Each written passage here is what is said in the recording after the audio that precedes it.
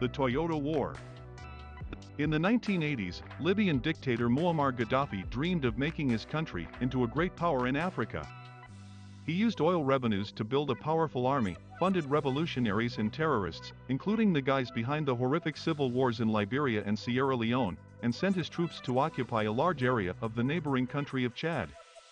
Now Chad is mostly just barren Saharan desert, but they had no interest in being ruled by the Libyans, so they resisted with a guerrilla war.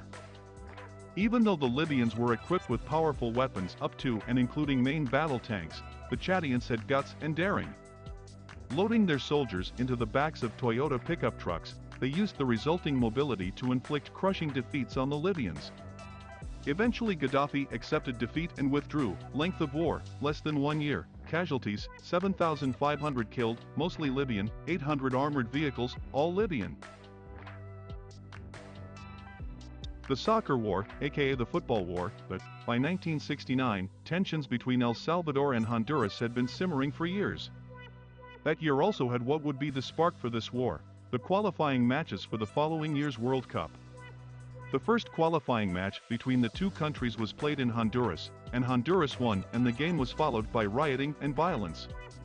The second match was in El Salvador, and El Salvador won, and the match was followed by worse rioting and violence. The third and final match was played in Mexico City, which El Salvador managed to win in overtime.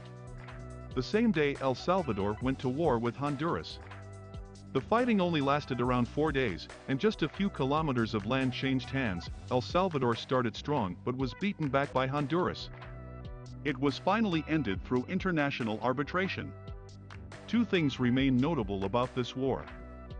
First, it was the last war with air combat between propeller-driven planes. Both sides had former World War II planes from the US. Like the F-4U Corsair, and also what some call the last cavalry charge in history, though some identify an assault by Afghans and US Special Forces against the Taliban in Afghanistan. Length of war, less than 1 week. Casualties, around 3,000 killed, 2,000 of them Honduran. The Paraguayan War. Paraguay is a tiny little country sandwiched between Brazil, Argentina and Bolivia, but once it used to be a bit bigger. Unfortunately, in 1864, its president, apparently deciding he was some kind of military genius, decided to expand his territory, knowing full well it would trigger a war. Paraguay was ganged up on by all its neighbors, in a war that was truly apocalyptic for Paraguay. By the time that president finally died and the war ended, Paraguay had lost majority of its population, being reduced to maybe 200,000 people, of which only 28,000 were men. The rest had been killed in the Nightmare War.